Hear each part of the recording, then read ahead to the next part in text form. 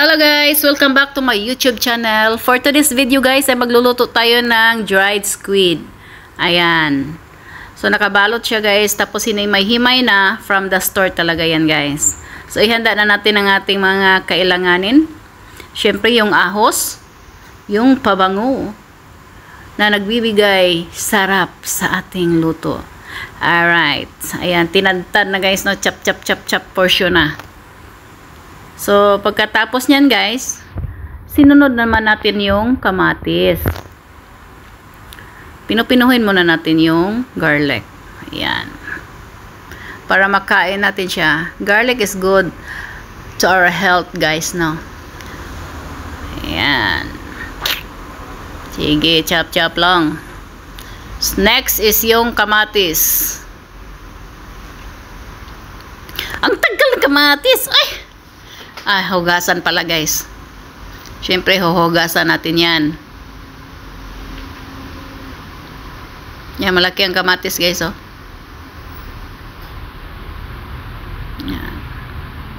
Kinuha muna natin yung mga dried skin dyan para hindi masali. Yung goods lang. Yan. Kinakat lang natin siya ng pagadon. Tapos hiwain natin siya ulit. Yan. Into half lang. Hanggang sa matapos guys. Shoutout nga pala sa aking mga channel members guys. Kay Dance My Loves, kay Winnie Nalagon, Angelique Magsino, at kay Ma'am PH Tukel. Thanks for supporting me guys. Keep on going. Thank you so much. Ayan, tapos na guys. Ihanda na natin yung paglulutuan natin. Lagyan na natin ng mantika. Tapos ilunod na natin ang garlic pag mainit na ang mantika. Ayan na guys. Nagmekos-mekos na siya dyan.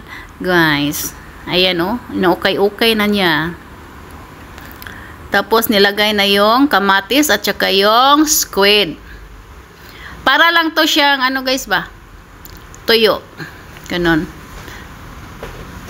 Pero mas marami to siya guys, kay hinimay-himay na ba. Isang ano yan guys, no? Isang squid lang na para hinimay na.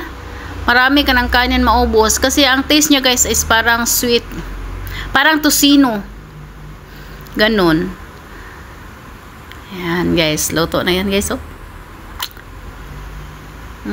Sarap na kayo guys. Alright. Lami na kayo. So thanks for watching everyone. See you on my next video. Bye guys. Don't forget to subscribe. Thank you so much.